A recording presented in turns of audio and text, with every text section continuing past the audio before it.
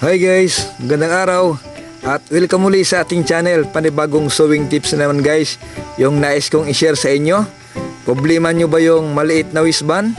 Tara, samahan nyo guys, yung maliit gawin nating malaki. Yan, at ito po ay 32 ang waistline nya at gagawin natin itong 37. So samahan nyo ako sa ating gagawin.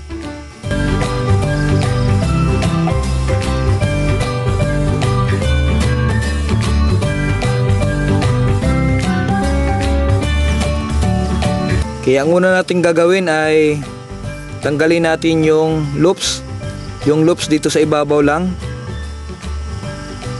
kasi i-play natin tong plates nya para madagdagan yung ating waistline. Okay, unahin natin yung loops.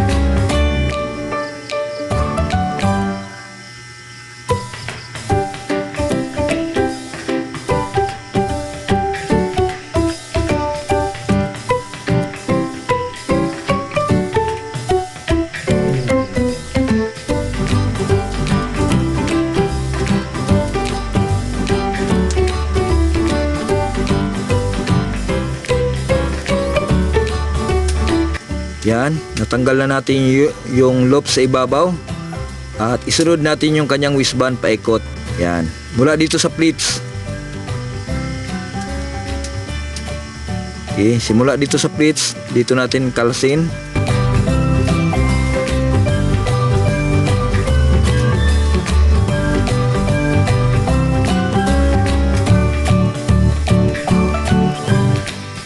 Mag-ingat sa pagkalas, baka yung tila ay mapunit.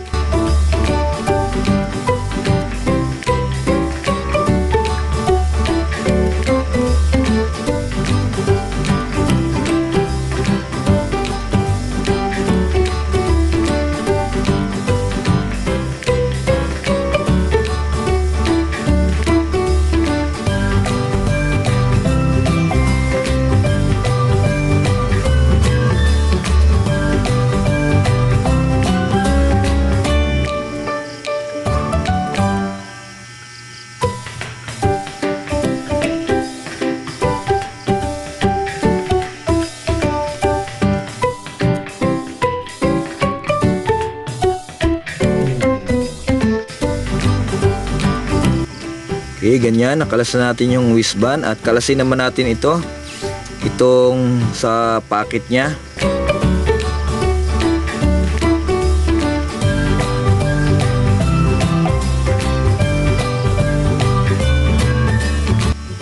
Yan, tanggalin muna natin itong loops.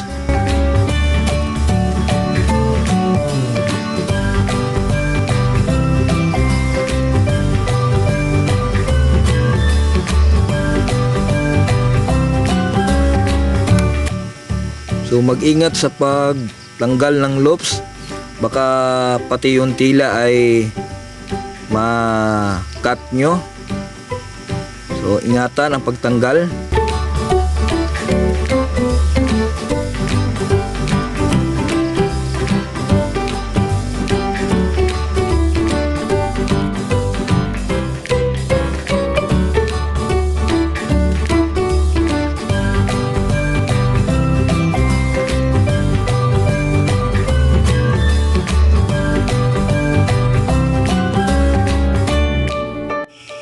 Okay, pagkatapos nating tanggalin ang loops ay isunod natin tong pocket.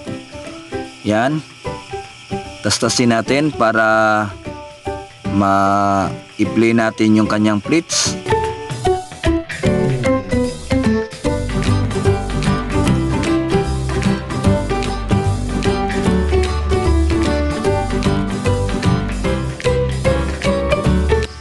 Yan. So, alisin na natin yung pleats. Gagawin natin yung waistband na wala ng pleats. Okay, sa kabila ganun din ang ating gagawin. Tanggalin muna natin yung loops.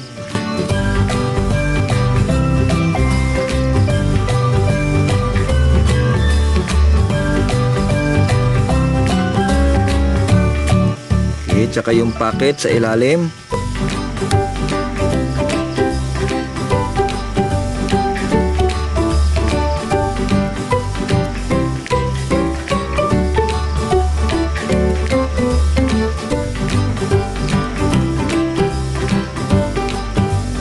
Ganyan, i-play natin yung kanyang pleats.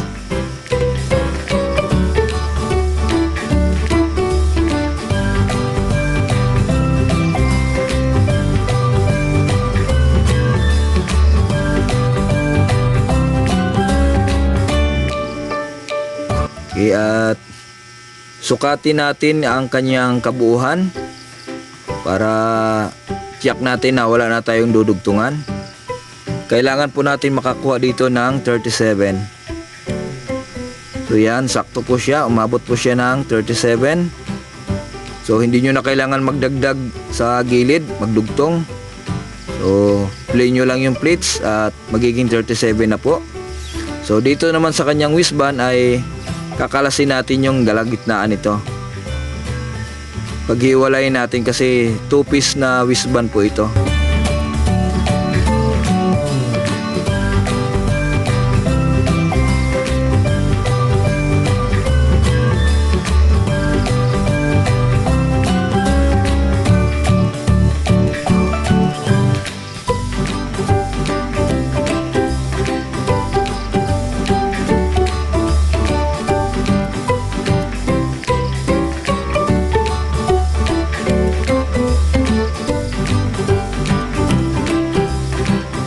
So mag-ingat sa pagtastas para hindi mapunit yung ating tila.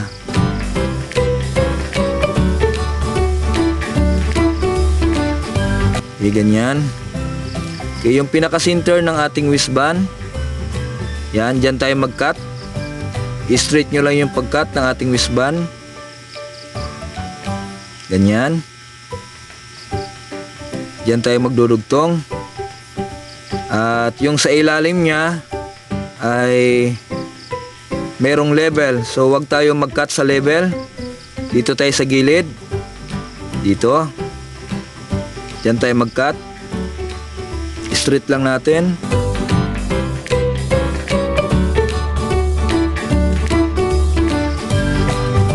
So ito yung ating fabric na pangdugtong sa ating waistband. Yan. So, hatiin lang natin to.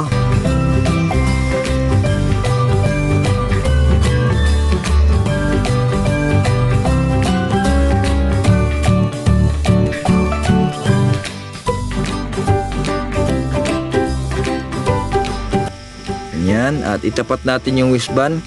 Kung ano ang lapad ng waistband, ganon din yung ating fabric na idudugtong. So sobra siya, i-cut lang natin.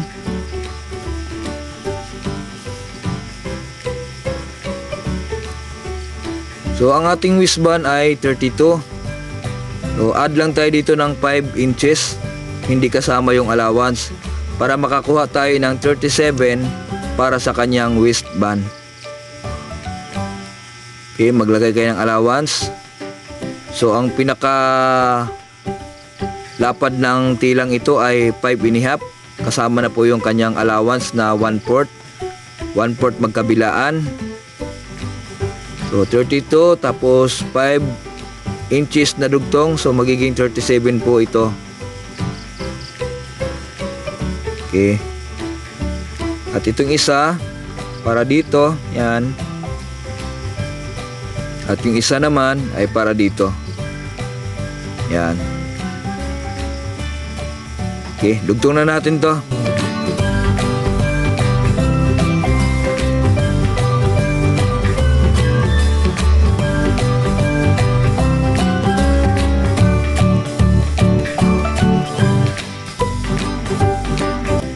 Okay, at inuulit ko 1/4 lang po yung ating pakain dyan. kasi yun lang po yung ating nilagay na allowance. Lock lang natin yung magkabilang dulo.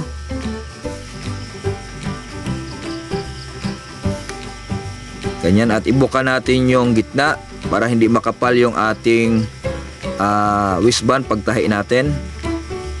Okay, yung kabila naman ay idugtong natin.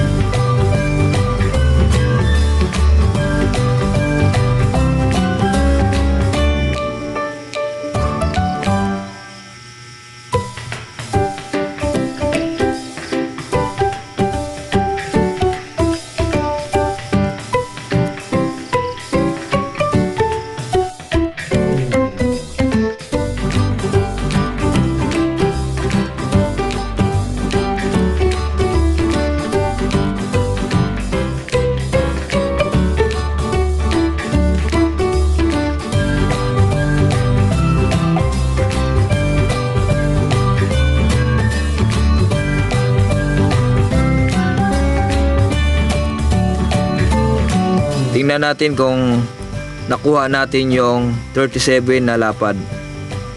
So sakto, nakuha natin yung 37. Okay, at yung kabila naman yung ating dudugtungan.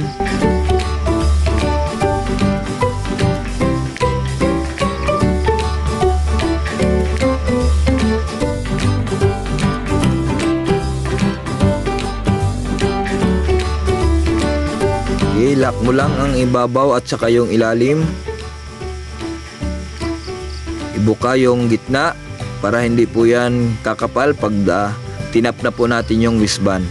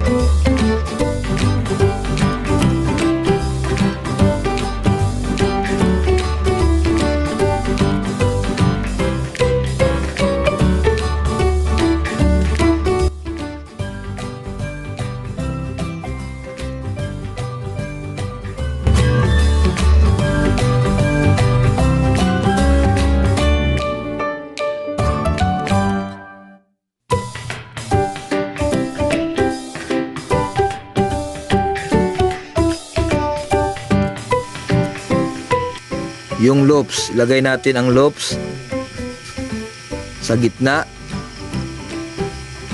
Igitna lang natin mula sa zipper hanggang doon sa kanyang pocket. Igitna natin yung ating loops.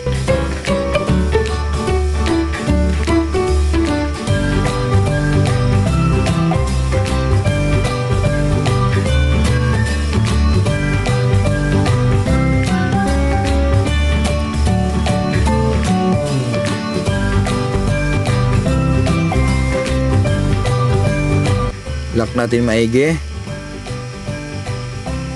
Ganyan. At yung sa kabila ay ganun din ang ating gagawin. Ilagay natin yung ating loops doon po sa pinakagitna, mula doon sa kanyang zipper, sa pagitan po ng pocket at zipper. Yan, gitna lang po natin.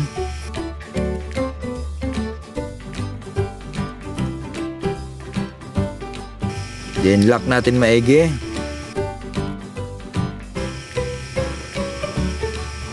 At yan, saka natin kabit yung ating wristband. Okay, kung nasaan yung dating kanyang tahi, yung pinagtanggalan, yung kanyang needle mark, ay doon natin itatapat yung ating wristband sa needle mark para hindi po yan magkakaroon ng pangit na postura. Kailangan po dyan ay parang balik lang sa normal. So, yung pinagtanggalan, yung may needle mark, doon nyo itapat yung inyong mga wristband. Yan, siguraduhin na hindi po yan magtitwist. Hilain nyo po yung ilalim at play lang po yung ibabaw. Yan, lagi nyong i-check kung nagtitwist yung ilalim or hindi.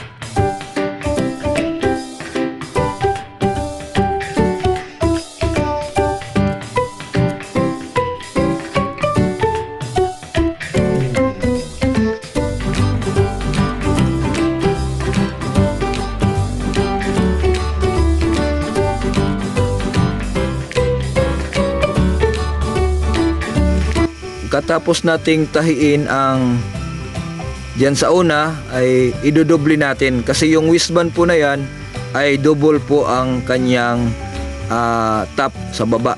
Sa taas po ay 1/16 lang, pero yung sa baba niya ay nakadouble po yan ang tahi. Kaya idoble lang po natin yung ating tahi at siguraduhin na ang karayom ay tatapat po yan doon sa pinagtanggalan ng sinulid, doon po sa kanyang needle mark. Yan, para maging original pa rin yung ating tahi. Hindi siya halata na ni-repair.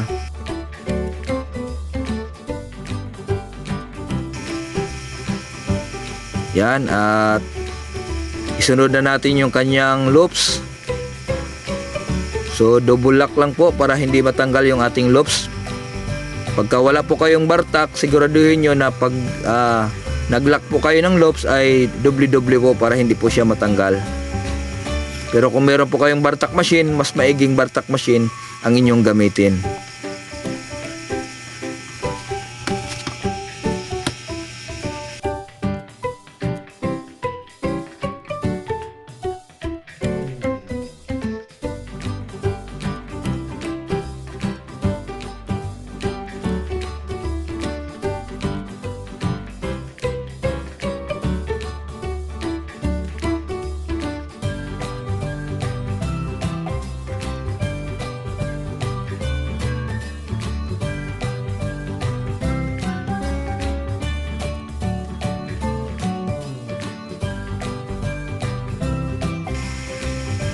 Okay, pagkatapos nating itahi yung ating loops ay linisan po natin.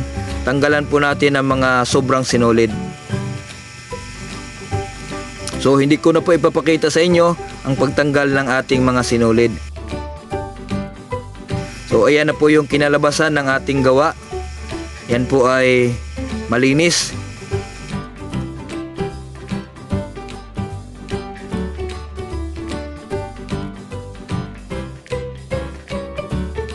At maraming salamat sa panunood. Sana po ay nakapulot pa kayo ng aral at kita-kita tayo guys sa sunod na pag-upload ng aking video. Paalam po, God bless!